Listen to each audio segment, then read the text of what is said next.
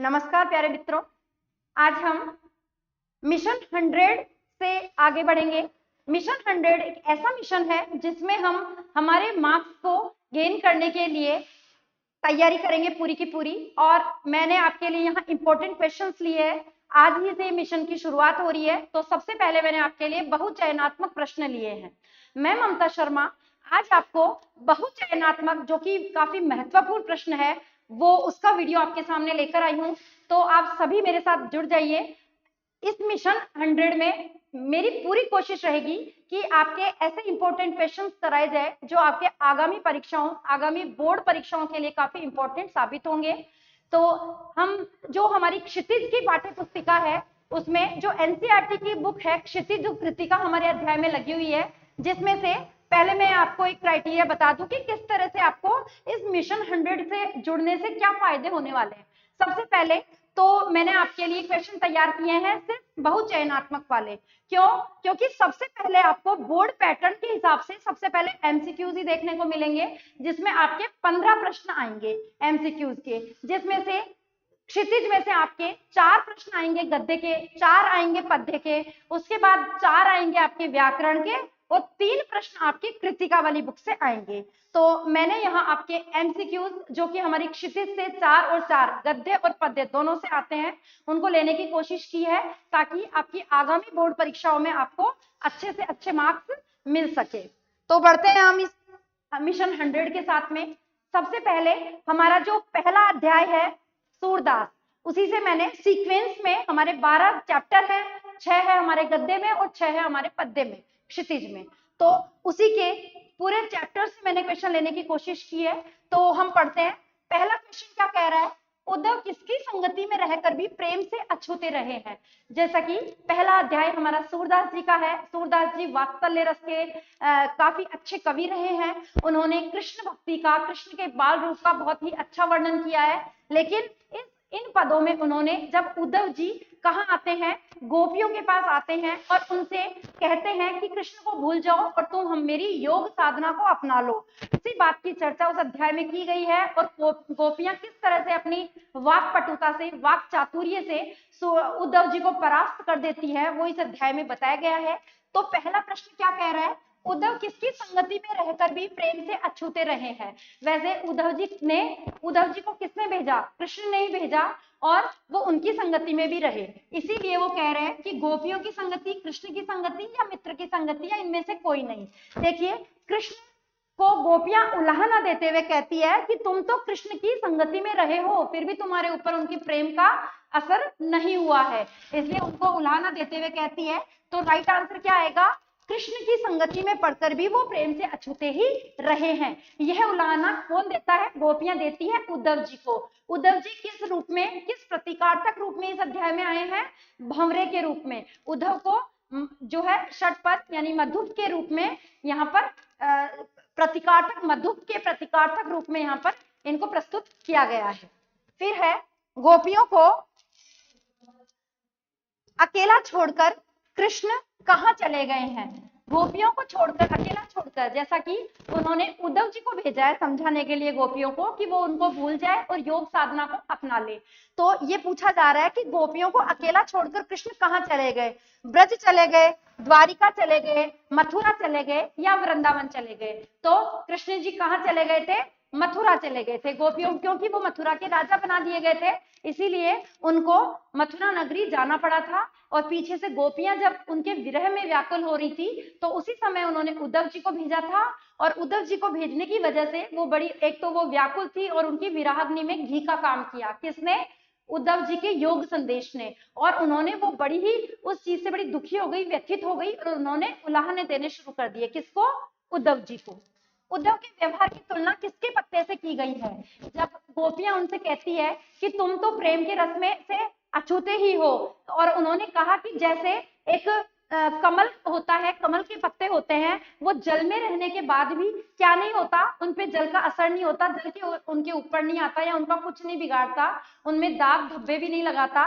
वैसे ही आप उसके व्यवहार की तुलना किससे की गई है? कमल के पत्तों से की गई है। किससे की गई है? कमल के पत्तों से इसके व्यवहार की तुलना, किसके व्यवहार की तुलना? उद्धव जी के व्यवहार की तुलना किससे की गई है? कमल के पत्तों से की गई है। तो आंसर क्या आएगा? कमल के पत्तों से। राइट आंसर क्या होगा? कमल के पत्तों से। हाँ, क्या आंसर होगा? कमल के पत्तों से। आगे बढ़ते हैं। शिव जी का धनुष तोड़ने वाले को परशुराम अपना क्या समझते हैं? देखिए, पहला अध्याय जिसमें हमारा सूरदास का चैप्टर था वो हमने कंप्लीट किया। उसके बाद हमारा दूसरा अध्याय शुरू हो जाता है। कौन सा है? राम लक्ष्मण परशुराम संवाद। तो उसी की चर्चा यहाँ की गई है। दूसरे अध्याय से ये बहुचयनात्मक प्रश्न लिया गया है।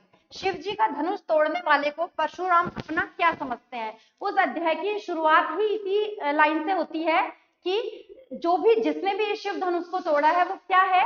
मेरा शत्रु है। क्या है? शत्रु है। तो राइट आंसर क्या होगा? शत्रु। क्योंकि परशुराम जी ने जब राम जी का स्वयंवर हो रहा था तो वहां पर एक धनुष रखा गया था और जनक जी ने कहा था कि जो भी इस धनुष को तोड़ देगा वही मेरी पुत्री सीता से विवाह करेगा। तो यहाँ पर जो शिव जी का धनुष ही रखा हुआ था, सारे राजाओं ने कोशिश की लेकिन कोई भी सफल नहीं हो पाया। अंत में विश्वामित्र जी के कहने पर भगवान राम ने, श्री रामचंद्र जी ने उस धनुष को उठाया और उन्होंने इस पर प्रत्यंचा लगाई और प्रत्यंचा लगाई उससे पहले ही उन्होंने उस धनुष को खींचा ही नहीं था, उससे पहले ही वो धनुष टूट गया और इसको टूटने से परशुराम जी बड़े ही क्रोधित हो गए। इसीलिए उन्होंने कहा कि जो भी जिसने भी शिव धनु भंज निहारा, जिसने भी शिव धनुष तोड़ा है वो मेरा सबसे बड़ा क्या है? शत्रु है। तो आंसर होगा शत्रु। फिर है जो सेवा का काम करे वो कौन कहलाता है? जब शिव जी का धनुष टूट गया तो परशुराम जी सभा में आए। उनको पता लगा कि उनके जो गुरु है शिव जी, उनका धनुष टूट गया है, तोड़ दिया गया है किसी के माध्यम से। तो वो बड़ा गुस्सा होते हुए बड़े गुस्से में वो सभा में आते हैं और कहते हैं कि ये शिव धनुष किसने तोड़ा है? तो राम जी सबसे पहले कहते हैं कि नाथ शंभुधनु भंज नियारा होई केहू एक दास तुम्हारा, कि तुम्हारा कोई दास ही होगा।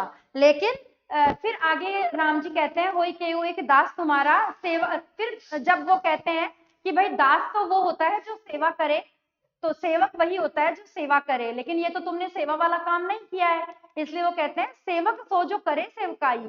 सेवक किसको कहा गया है? जो सेवा करे। तो देखो, जो सेवा का काम करे उसको क्या कहेंगे? हम सेवक कहेंगे। सेवा का काम करने वाले को क्या कहेंगे? सेवक कहेंगे। साफ साफ शब्दों में उसमें जो हमारी चौपाइयां दी गई है, सवैया उसमें लिखा गया है, वो छंद में उसमें साफ साफ शब्दों में लिखा है क्या? सेवक सो जो करे सेवकाई। सेवक वो होता है जो सेवा करे। परशुराम किस कुल के घोर शत्रु हैं? परशुराम जी ने खुद ने कहा है कि वो क्षत्रिय कुल के नाशक है। उन्होंने सहस्त्रबाहु की भुजाओं को काट दिया है। उन्होंने बहुत से राजाओं को क्या किया है?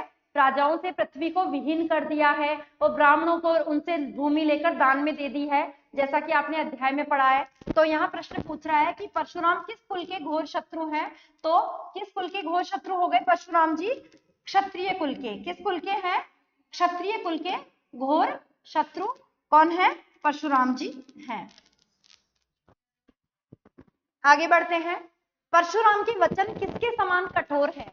जब वो बोल रहे थे तो लक्ष्मण जी व्यंग्य करते हुए उनसे कह रहे थे कि आप तो क्या ही प्रहार करेंगे, आपके तो वजन ही किसके समान है? वचन ही किसके समान है?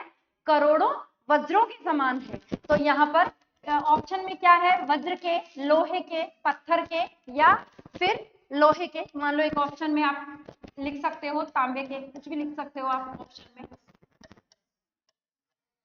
तो यहाँ पर किसके समान बताए गए हैं? करोड़ों वज्रों के समान है। तो आंसर आ जाए कि उनके वचन किसके समान है? वज्र के समान है। परशुराम ने किसके प्रेम के कारण लक्ष्मण का वध नहीं किया? परशुराम जी ने, उन्होंने कहा था कि मैं तो तुम्हारे ऐसे वचन सुन के मैं वहीं तुमको मार देता, लेकिन वो कहते हैं कि मैं आपके गुरु, अब राम और लक्ष्मण के गुरु कौन थे? विश्वामित्र जी थे। तो इसलिए वो कहते हैं कि मैं तो विश्वामित्र जी का लिहाज कर रहा हूँ, तुम्हारे गुरु का लिहाज कर रहा हूँ, इसीलिए मैं तुम्हारे ऊपर वार नहीं कर रहा हूँ, तुम्हारा वध नहीं कर रहा हूँ। तो यहाँ आंसर क्या आएगा? शिव के, राम के, किसके प्रेम के कारण वो उनका वध नहीं कर रहे थे? पिता के या विश्वामित्र के? तो आंसर क्या होगा? विश्वामित्र के प्रेम के कारण ही वो लक्ष्मण को कहते हैं कि मैं तुम्हारा वध नहीं कर रहा हूं। एक तो तुम्हें बालक समझ रहा हूं कि तुम बच्चे हो और हमारे कुल में बच्चों पर, गाय पर, है ना, देवताओं पर, स्त्रियों पर, इन पे वार नहीं किया जाता है। लेकिन यहाँ पर कहा गया है कि उन्होंने विश्वामित्र जी का लिहाज किया। ऑप्शन में विश्वामित्र जी है, इसलिए हम सबसे पहले आंसर विश्वामित्र का देंगे। और बाकी किसी का लिहाज उन्होंने नहीं किया था, उनके गुरु विश्वामित्र जी का लिहाज किया था।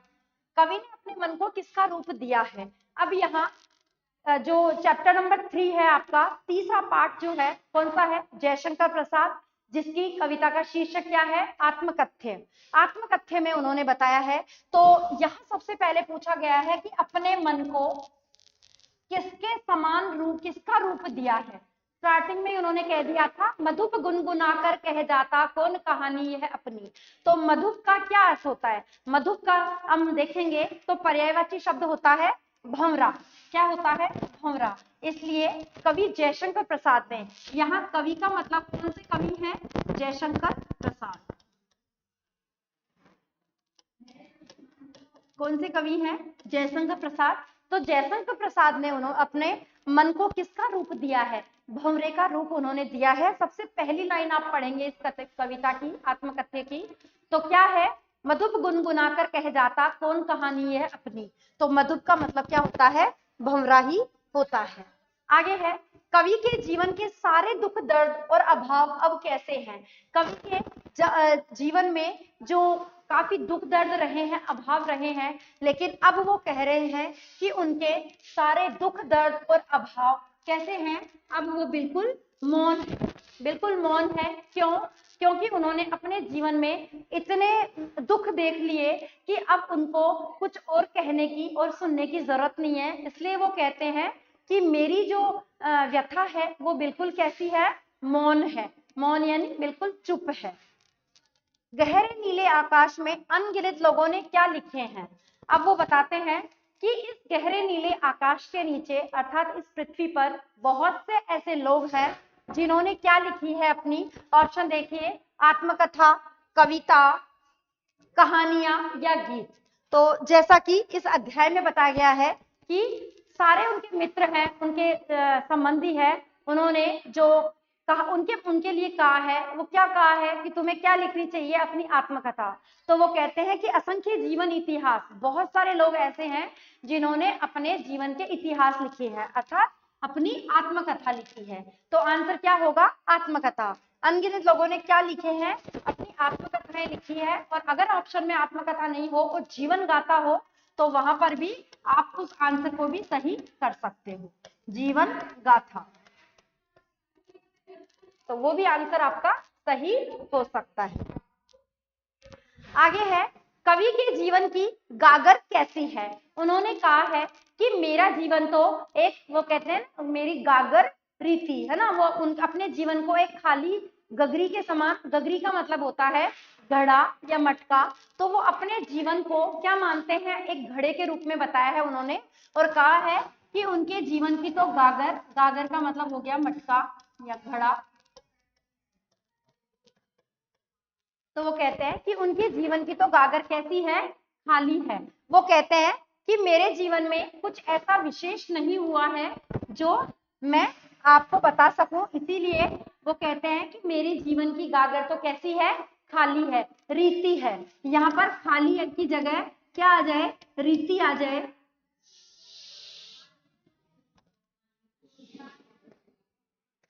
अगर यहाँ पर गागर रीति आ जाए तो रीति भी आप आंसर सही कर सकते हो। ये इस तरह से उन्होंने सद्भव रूप में लिखा है कि ये गागर तो क्या है? रीति है। रीति और खाली एक ही बात है।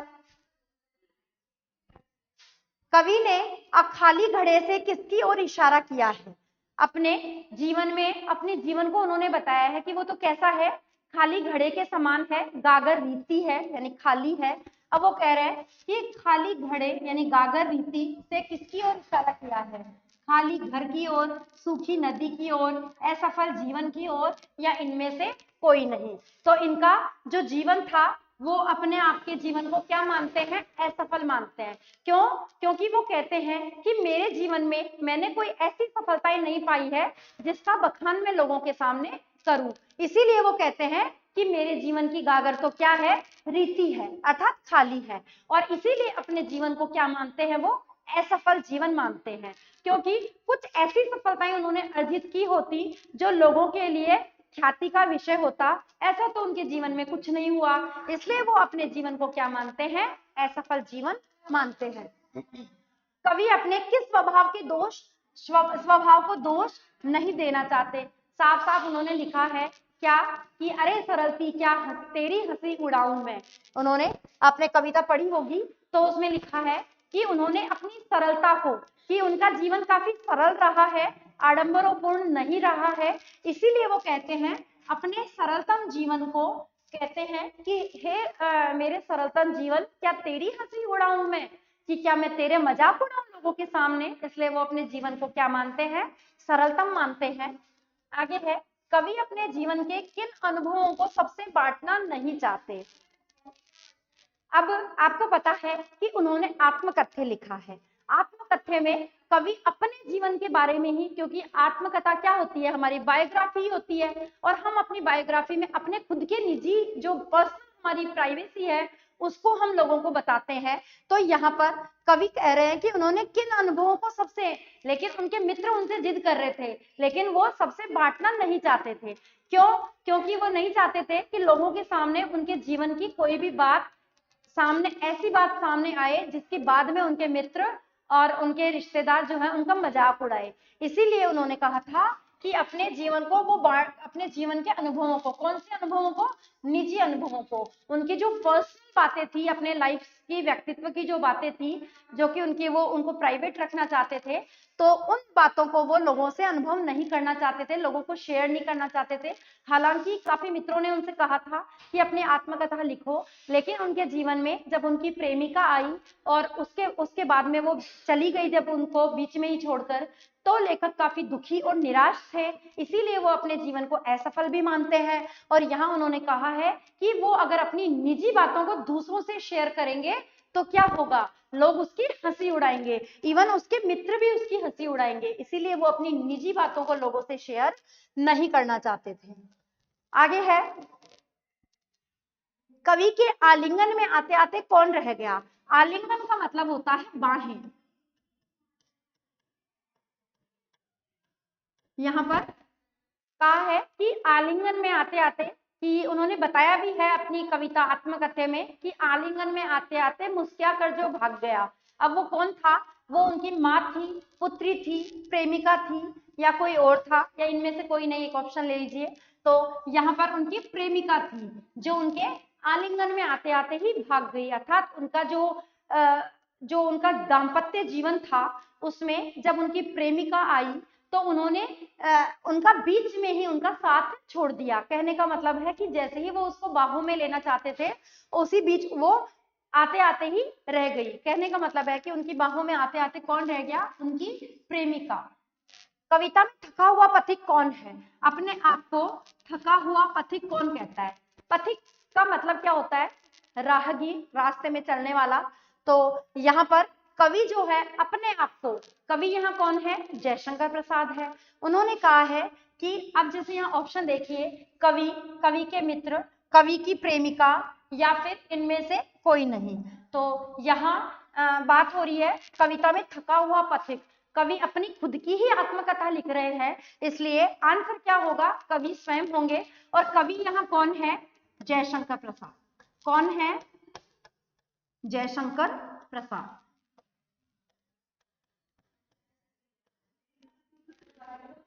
कवि की जगह यहाँ जयशंकर प्रसाद आ जाते हैं, वो भी राइट आंसर होगा, लेकिन यहाँ पर कवि है तो हम उन्हीं की बात करेंगे जो कि कवि जयशंकर प्रसाद है, छायावाद के कवि हैं। फिर है, मुरझा कर गिर रही पत्तियां किसकी प्रतीक है?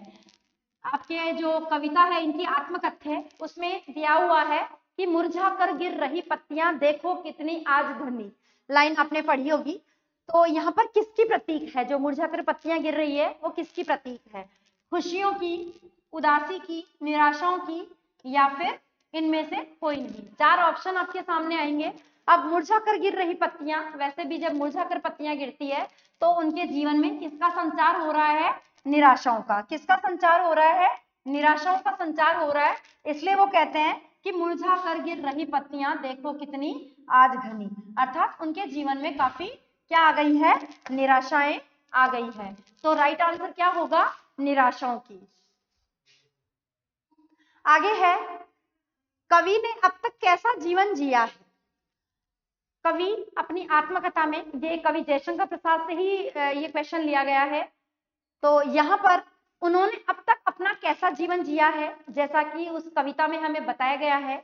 अपने आत्मकथ्य, हालांकि उन्होंने कविता लिखी नहीं थी, लेकिन हंस नामक पत्रिका में उन्होंने उसको प्रकाशित किया था, तो उसका ही पार्ट यहाँ लिया गया है। उन्होंने कैसा जीवन जिया है उसका उस अंश में उन्होंने बताया है। दुखदायी जीवन जिया है, सुखी जीवन जिया है, स्वतंत्र जीवन जिया है, या इनमें से कोई नहीं। क्या बताया उन्होंने? कि उनके जीवन में काफी दुख रहे हैं। क्यों? क्योंकि उनकी प्रेमिका उनको बीच में छोड़कर चली गई थी, और उसके बाद उनका जो जीवन था वो अकेलेपन, उनके जीवन में अकेलापन रह गया था। इसीलिए कवि यहाँ कहते हैं कि उन्होंने अपना जीवन बड़े ही दुखदायी तरीके से जिया था। उनकी प्रेमिका का साथ उनसे छूट गया था और वो बड़ा ही कष्टकारी जीवन उन्होंने अकेले में काटा था। तो इसकी ही बात यहाँ हो रही है। फिर है, कवि अपनी आत्मकथा लिखने के बजाय क्या करना चाहता है? यहाँ पर वही बात कवि जयशंकर प्रसाद की ही हो रही है। काफी इंपॉर्टेंट अध्याय है आपका ये। तो यहाँ पर उसके बजाय वो क्या करना चाहता है? उन्होंने कहा है कि मैं अपनी आत्मकथा लिखकर अपनी हंसी क्यों उड़ाऊं। लेकिन यहाँ बात हो रही है, क्वेश्चन में क्या पूछ रहा है कि वो आत्मकथा लिखने के बजाय क्या करना चाहते हैं। ऑप्शन देखिए, रोना चाहता है, खुश रहना चाहता है, हंसना चाहता है, दूसरों की आत्मकथा सुनना चाहता है। 4 ऑप्शन आपके सामने है, लेकिन रोना चाहता है ये तो नहीं होगा। फिर है खुश रहना चाहता है, वो भी उसमें नहीं है, हमने कविता जहां तक पढ़ी है। फिर है हंसना चाहता है, वो भी उसमें नहीं है। दूसरों की आत्मकथा सुनना चाहता है, बिल्कुल ये उसमें है। वो कहते हैं कि भाई मैं अपनी आत्मकथा लिखकर अपनी हंसी क्यों उड़ाऊं, मैं हंसी का पात्र क्यों बनूं। इसीलिए वो कहते हैं कि मैं तो दूसरों की आत्मकथा सुनना चाहता हूँ, अपनी कहने के बजाय मैं दूसरों की सुनना चाहता हूँ। ये उन्होंने साफ साफ उस कविता में एक लाइन दी हुई है कि मैं दूसरों की सुनता मैं मौन रहूं। वो कहता है कि मैं तो चुप ही रहूं और दूसरों की ही सुन। इसीलिए यहाँ कहा है कि दूसरों की आत्मकथा सुनना चाहते हैं। कवि का दाम्पत्य जीवन कैसा है? दाम्पत्य जीवन का मतलब होता है पति पत्नी का जो जीवन है, गृहस्थ जो उनका गृहस्थ जीवन है वो कैसा है? क्लेश रहित है, सुखी है, दुखी है, या इनमें से कोई नहीं। देखिए इस चैप्टर में उन्होंने हमें बताया है कि उनकी प्रेमिका उन्हें छोड़कर चली गई थी बीच रास्ते से। तो इसीलिए वो कह रहे हैं कि जब अब प्रेमिका छोड़कर चली गई तो ऑब्वियसली उनका जीवन सुखी तो हो नहीं सकता। कैसा होगा? दुखी होगा। इसलिए आंसर क्या आएगा? दुखी। मिट्टी का गुणधर्म। अब हमारा जो फसल कविता है उसका चैप्टर ये आ गया है। मिट्टी का गुणधर्म किसे कहा गया है? तो जल को, फसल को, हवा को, या धूप को। मिट्टी का गुणधर्म कि मिट्टी जो है वो किसका गुणधर्म होती है? मिट्टी में क्या उगती है और उसी से वो जो है न्यूट्रिएंट्स लेती है, तो क्या होती है वो? फसल। क्योंकि कविता का शीर्षक ही क्या है हमारे? फसल है। कविता में किसकी महिमा पर प्रकाश डाला गया है? कौन सी कविता में? ये थोड़ा सा यहाँ पर आ गया है, फसल आएगा यहाँ पर। फसल कविता में किसकी महिमा पर प्रकाश डाला गया है? कवि की, पक्षियों की, किसानों की और फसलों की। महिमा किसकी है? फसल की महिमा है, लेकिन फसल किसके माध्यम से तैयार होती है? क्या अपने आप तैयार हो जाती है? उसमें किसी की मेहनत नहीं लगती। उसमें किसानों की महिमा है कि किसान अगर मेहनत नहीं करेगा तो फसल बनकर क्या नहीं होगी? तैयार नहीं होगी। अगर मेहनत से क्या, जंगल तो उगाया जा सकता है लेकिन फसल नहीं उगाई जा सकती। किसान उसमें मेहनत करेगा, उसमें खेतों में निराई गुड़ाई करेगा, उसके बाद फसल बोएगा, फिर उसकी देख रेख करेगा, उसके बाद उसकी कटाई होगी, और उसको जब परिपक्व होने के बाद, फसल परिपक्व होने के बीच पहले उसको काफी प्रोसेस करनी होती है, और उसमें उसकी मेहनत लगती है। इसीलिए इस कविता फसल कविता में किसान की महिमा सबसे ज्यादा बताई गई है। संगतकार कविता मंगलेश डबराल की, ये नागार्जुन आ गया इसमें। फिर है संगतकार मुख्य गायक का साथ क्यों देता है। यहाँ संगतकार कविता जो कि हमारी किस अध्याय से ली गई है, मंगलेश डबराल, जो आपके क्षितिज का पाठ 6 है, उसमें संगतकार की कविता दी गई है, जिसमें बताया गया है कि संगतकार क्या करता है, जो मुख्य गायक होता है उसके संगीत को साधता है ताकि उसमें उसका सुर जो है धीमा ना पड़ जाए। तो यहाँ पर प्रश्न क्या पूछा गया है, संगतकार मुख्य गायक का साथ क्यों देता है। क्यों देता है, उसकी गायन शक्ति बढ़ाने के लिए, उससे आगे बढ़ने के लिए, उससे सीखने के लिए, या इनमें से कोई नहीं। तो यहाँ कहा गया है कि मुख्य गायक का साथ संगतकार क्यों देता है, उसकी गायन शक्ति बढ़ाने के लिए, क्योंकि संगतकार का ये लक्ष्य नहीं होता कि वो मुख्य गायक से ऊंची आवाज में या उससे अच्छा गाए, तो वो सिर्फ उसकी गायन शक्ति बढ़ाता है। कई बार जब वो ऊंचा सुर लगाता है, तार सप्तक में जब वो गाता है और अनहद नाद में उसका गला जब बैठने लगता है, तो संगतकार ही ऐसा होता है जो उसकी गायन शक्ति में उसकी मदद करता है। इसीलिए आंसर क्या आएगा, उसकी गायन शक्ति बढ़ाने के लिए उसका संगतकार उसका साथ देते हैं। आगे है ऊंचे स्वर में गाए गए सरगम को क्या कहते हैं। अभी मैंने आपको बताया कि जब वो ऊंचे सुर में गाता है तो उसका गला बैठने लगता है, धुंधला जाता है, तो वहां पर जो राग गाया जाता है ऊंचे सुर में उसको क्या कहते हैं। ऑप्शन आपके सामने है, ताल सरगम, तार सप्तक, ताल सप्तक, या इनमें से कोई नहीं।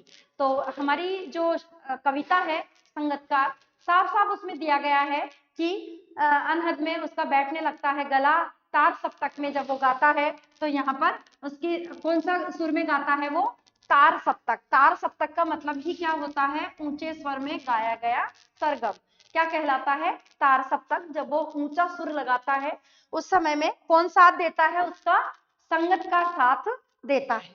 संगतकार के लक्ष्य के विरुद्ध क्या है, एक संगतकार का जो लक्ष्य होता है उसके अगेंस्ट, उसके विरुद्ध क्या चीज है, मुख्य गायक के साथ गाना, मुख्य गायक के स्थान पर गाना, मुख्य गायक से अधिक ऊंचे स्वर में गाना, या इनमें से कोई नहीं। पूछा क्या जा रहा है, क्वेश्चन में पूछा जा रहा है कि संगतकार के लक्ष्य के विरुद्ध पूछा है, समक्ष नहीं पूछा है। उसने पूछा है कि लक्ष्य के विरुद्ध क्या है, कि लक्ष्य के विरुद्ध क्या है, मुख्य गायक से ऊंचे स्वर में गाना, ये उसके लक्ष्य के विरुद्ध है। अगर वो उससे ऊंचे सुर में गाएगा तो उसकी आवाज तेज आएगी, जो कि गलत है। वो सिर्फ उसका सहायक होता है, इसलिए मुख्य गायक से अधिक ऊंचे स्वर में गाना उसके लक्ष्य के विरुद्ध है। वो सिर्फ उसका साथ देता है, वहां पर उससे ऊंची आवाज में नहीं गाता है। ये बात उसके लक्ष्य के क्या है, विरुद्ध है। आगे बढ़ते हैं। लोग चश्मे वाले को किस नाम से बुलाते हैं, किस नाम से जानते हैं, सिपाही, कैप्टन, पुलिस या थानेदार। लोग उसको किस नाम से जानते हैं, तो आपने पढ़ा होगा कि कैप्टन चश्मे वाला था, तो साफ सी बात है कि चश्मे वाले को लोग किस नाम से जानेंगे, कैप्टन के नाम से जानते हैं। नेताजी की मूर्ति की ऊंचाई कितनी है, जो नेताजी का चश्मा अध्याय है हमारा, उसमें आपने देखा कि जो नेताजी की जो मूर्ति लगी हुई थी, वैसे तो उस मूर्ति को किस नाम से जाना जाता है, जो सिर्फ हमारे कमर तक होती है, और कमर से ऊंचे ऊंचे का हिस्सा जो मूर्ति का बनाया होता है उसको कहते हैं बस्ट। क्या कहते हैं उसको, बस्ट कहते हैं, बस्ट कहते हैं उसको। तो उस मूर्ति की ऊंचाई बतानी है, उस जो हमारे चैप्टर में जो मूर्ति दी गई है नेताजी की, सुभाष चंद्र बोस की, उसकी मूर्ति की ऊंचाई कितनी है। आपने अगर चैप्टर पढ़ा होगा तो उसमें उसकी ऊंचाई लिखी हुई है, जो कि कितनी है, 2 फुट की है। 2 फुट की ऊंची जो बस्ट बनी हुई है वो उसकी ऊंचाई कितनी है, 2 फुट की है। फिर है हालदार साहब किस बात पर दुखी हो गए। वही नेताजी का चश्मा में हालदार साहब थे, जो हमेशा जब भी उस शहर से होकर गुजरते थे नेताजी की मूर्ति को जरूर देखते थे। क्यों देखते थे? क्योंकि कैप्टन उस मूर्ति के ऊपर रोज नए नए चश्मे लगा देता था। तो यहाँ पर हालदार साहब किस बात पर दुखी हो गए थे? दुनिया के स्वार्थी स्वभाव पर, नेताजी की मूर्ति को देखकर, पान वाले को देखकर, या इनमें से कोई? तो किस बात को देखकर दुखी हुए थे? जैसा कि हमने स्टार्टिंग में तो देखा कि वो जब रोज रोज उसकी मूर्ति पर चश्मा बदलते हुए देखते थे तो उनको बड़ी खुशी होती थी, लेकिन एंड में जब वो हमारे अध्याय में उसमें बताया गया है कि एंड में जब वो वहां से गुजर रहे होते हैं तो उनकी मूर्ति पर कोई चश्मा नहीं होता है, लेकिन बैक टू बैक काफी दिनों तक जब वो वहां देखते हैं तो उनकी मूर्ति पर चश्मा नहीं होता है। तो कहने का मतलब है कि सिर्फ एक कैप्टन ही था जो निस्वार्थ भाव से उसकी मूर्ति पर चश्मा रोज लगा रहा था। तो यहाँ पर कहा गया है कि दुनिया के स्वार्थी स्वभाव पर दुखी हो रहे थे कि दुनिया कितनी स्वार्थी है जो दूसरे लोगों पर कभी ध्यान ही नहीं देती है। तो यहाँ पर दुनिया के स्वार्थी स्वभाव पर वो दुखी हो रहे थे। बाल गोविंद किसके पद गाया करते थे? रहीम के, सूरदास के, कबीरदास के या तुलसीदास के? जैसा कि आपने बाल गोविंद भगत वाले चैप्टर में पढ़ा है कि वो कबीर के पद गाया करते थे और कबीर के ही भक्त थे, और कबीरदास जी की जो मठ होता था उसमें वो अपना जो भी धान उनके खेत में जमा पैदा होता था उसको लेकर वो सबसे पहले कबीरदास जी के मठ में ही जाया करते थे। भगत जी बेटे के मरने के बाद अपनी बहू की दूसरी शादी क्यों करवाना चाहते थे? भगत जी की जो पतोहू है उसकी मृत्यु के बाद में उन्होंने अपनी पतोहू से कहा था कि तुम दूसरी शादी कर लो, क्योंकि उन्हें पता था कि उनके बेटे की मृत्यु कम उम्र में ही हो गई है और अब वो उनकी पतोहू जो थी वो कैसे अकेले जीवन काटेगी, ये हमने अध्याय में पढ़ा। यहाँ ऑप्शन क्या कह रहे हैं? उसके सुखद भविष्य के लिए, छुटकारा पाने के लिए, सबकी नजर में अच्छा बनने के लिए, या इनमें से कोई नहीं। तो भगत जी जो कि काफी एक अच्छे इंसान के रूप में इनका रेखा चित्र प्रस्तुत किया गया है हमारे सामने। तो इस रेखा चित्र में उन्होंने हमें बताया है कि वो अपनी पतोहू के सुखद भविष्य के लिए उन्होंने कह दिया था, उनके भाई जब उनको लिवाने आए तो उन्होंने कह दिया था कि या तो इसकी दूसरी शादी कर दो, नहीं तो मैं इस घर को छोड़कर चला जाऊंगा। तो इसलिए उसके सुखद भविष्य के लिए ही उन्होंने अपनी बहू की दूसरी शादी करने के लिए उनके घर वालों से कहा था। फिर है नवाब साहब, लखनवी अंदाज अध्याय है हमारा, जिसमें नवाब साहब ने खीरों को खिड़की से बाहर क्यों फेंक दिया था? आपको पता है कि लेखक जब सेकंड क्लास के डिब्बे में प्रवेश करता है तो वहां पर नवाब साहब मिलते हैं जो कि उन्होंने खीरे काटे, बड़े ही सलीके से उनको सजाया, उन पे नमक मिर्च लगाया, लेकिन सूंघ कर ही उसको खिड़की से बाहर फेंक दिया। तो खिड़की से बाहर फेंकने का कारण पूछा है। ऑप्शन देखिए, अमीरी दिखाने के लिए, पेट भरने के कारण, तबियत खराब होने के कारण, या इनमें से कोई नहीं। देखिए, सूंघने से किसी का पेट नहीं भरता है, लेकिन यहाँ पर तो न उनको सूंघ कर ही उन्होंने फेंक दिया था। इसका मतलब है कि एक व्यंग्यात्मक निबंध है जिसमें उन्होंने कहा है कि वो सिर्फ अपनी रईसी दिखाना चाहते थे, अपनी अमीरी दिखाना चाहते थे, इसलिए उन्होंने खीरों को सिर्फ सूंघ कर ही फेंक दिया। तो ये चीज यहाँ बताई गई है। फिर है, लेखक ने ट्रेन में सेकंड क्लास का टिकट क्यों लिया था? जैसे मैंने आपको बताया कि उन्होंने, ये क्वेश्चन भी इंपॉर्टेंट है, कई बार एग्जाम में आया हुआ भी है कि लेखक ने सेकंड क्लास का टिकट ही क्यों खरीदा। तो यहाँ पर शॉर्ट में वो क्वेश्चन आ गया है एमसीक्यूज में, आराम से यात्रा करने के लिए, अमीरी दिखाने के लिए, नई कहानी के बारे में सोचने के लिए, या इनमें से कोई नहीं। लेखक के दिमाग में ऐसा कुछ नहीं था कि वो अमीरी दिखाए लोगों को, तो ये ऑप्शन तो होगा ही नहीं। फिर है दूसरा ऑप्शन, क्या कह रहा है हमें? दूसरा ऑप्शन कह रहा है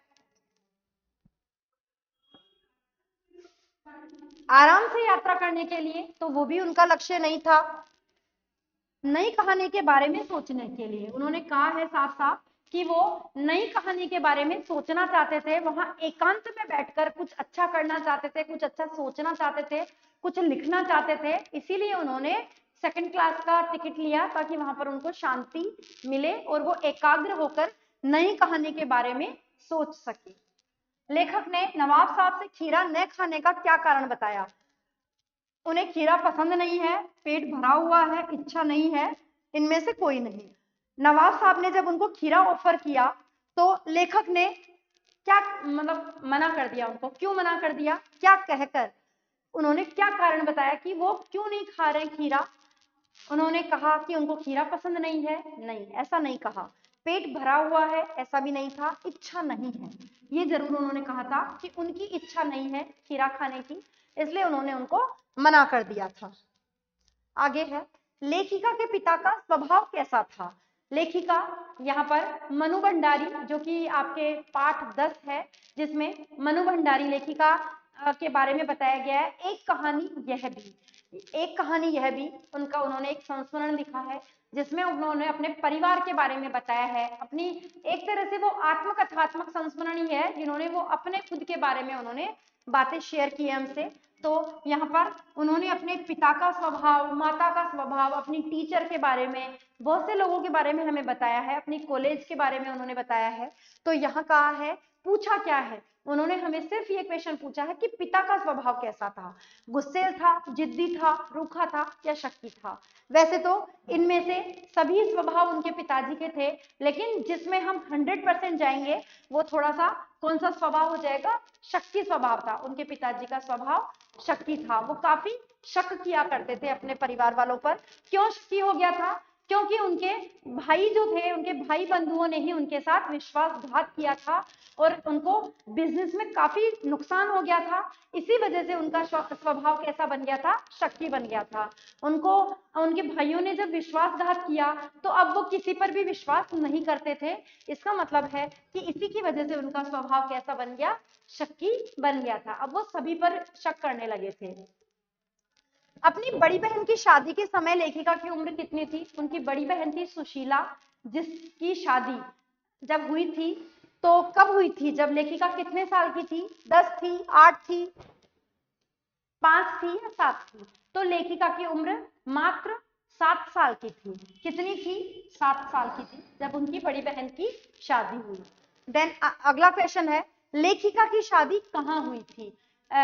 आपको उसमें चैप्टर में आपने पढ़ा कि उनकी शादी वैसे उनकी लव मैरिज हुई थी और राजेंद्र प्रसाद से उनकी शादी हुई थी। और वो पूछा क्या है, किससे हुई थी, ये नहीं पूछा है कहाँ हुई थी। तो उनकी शादी कोलकाता में हुई थी। कहाँ हुई थी, कोलकाता में हुई थी। तो राइट आंसर होगा कोलकाता। देन अगला प्रश्न है, उस्ताद बिस्मिल्लाह खां का जन्म स्थान कहाँ है। बिस्मिल्लाह खां जो हमारा चैप्टर है, इसमें उस्ताद बिस्मिल्लाह खां शहनाई वादक थे काफी अच्छे। तो उनके बारे में जो अध्याय है हमारा, उसमें दिया गया है क्या कि उनका जन्म स्थान कहाँ है। कहाँ है उनका जन्म स्थान, काशी, डुमराव, पटना, इनमें से कोई नहीं। देखिए वो काशी में तो पले बड़े थे, उन्होंने वहां संगीत सीखा था, बाकी वो उनका जन्म स्थान तो डुमराव ही माना जाता है।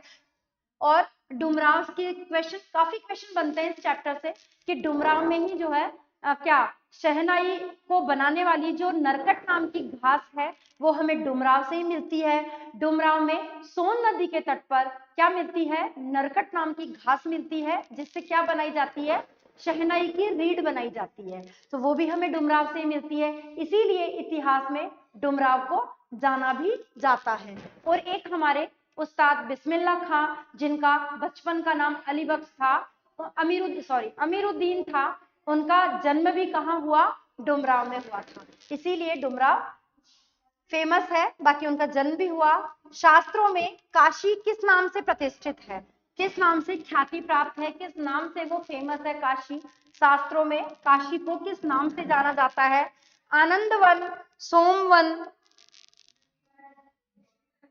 स्वर्ग मार्ग या आनंद कानन। देखिए वैसे आनंद वन जो है, वन और कानन एक दूसरे के क्या है, पर्यायवाची शब्द है, लेकिन जो हमारे चैप्टर में दिया हुआ है वो आनंद वन नहीं है, क्या दिया गया है, आनंद कानन है। तो हम जो है 100% किस पे जाएंगे, घ वाले आंसर पे। वो सिर्फ आपको कंफ्यूज करने के लिए आनंद वन डाला गया है, बाकी आपको कंफ्यूज नहीं होना है। आपको ये नहीं सोचना है कि पर्यायवाची तो है ना, आपको पर्यायवाची पे नहीं, उसको आनंद कानन के नाम से ही जाना जाता है। तो राइट आंसर क्या होगा, आनंद कानन ही होगा। अब हम देखते हैं अमीरुद्दीन के शहनाई गुरु कौन थे। अमीरुद्दीन यहाँ कौन है, बिस्मिल्लाह खां ही है। अमीरुद्दीन का जो बचपन का नाम था, बिस्मिल्लाह खां का बचपन का नाम क्या था, अमीरुद्दीन ही था। तो बिस्मिल्लाह खां के शहनाई गुरु यहाँ पर वो पूछे हैं तो कौन थे? बिस्मिल्लाह खां, रसूलन बाई, पिता या अली बख्श खां? आंसर क्या आएगा? अली बख्श खां उनके क्या थे? शहनाई के गुरु थे। काशी का संगीत आयोजन किस अवसर पर होता है? यहाँ पर क्वेश्चन मार्क नहीं है। काशी का संगीत आयोजन जो होता है वो किस अवसर पर होता था? संगीत का आयोजन जो होता था कब होता था वो? ऑप्शन देखिए, हनुमान जयंती के अवसर पर, जन्माष्टमी के अवसर पर, रामलीला के अवसर पर, या इनमें से कोई नहीं। तो जो संगीत का जो प्रोग्राम होता था, आयोजन होता था काशी में, कब होता था? हनुमान जयंती के अवसर पर होता था। सही आंसर क्या होगा? हनुमान जयंती के अवसर पर काशी में किसका आयोजन होता था? संगीत का आयोजन होता था।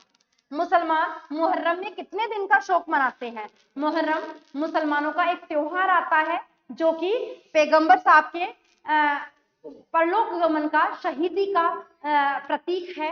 तो उस समय में मुसलमानों के दुख का दिन होता है वो, तो इसीलिए वो इसको दुख के दिनों के रूप में मनाते हैं। और वो कितने दिनों तक शोक करते हैं? 20 दिन का, 5 दिन का, 10 दिन का, या 1 दिन का? 4 ऑप्शन हमारे सामने। लेकिन मुहर्रम जो होता है वो कितने दिन का शोक मनाते हैं? उसमें 10 दिन का शोक मनाया जाता है। कितने दिन का शोक मनाया जाता है? 10 दिन का शोक मनाया जाता है।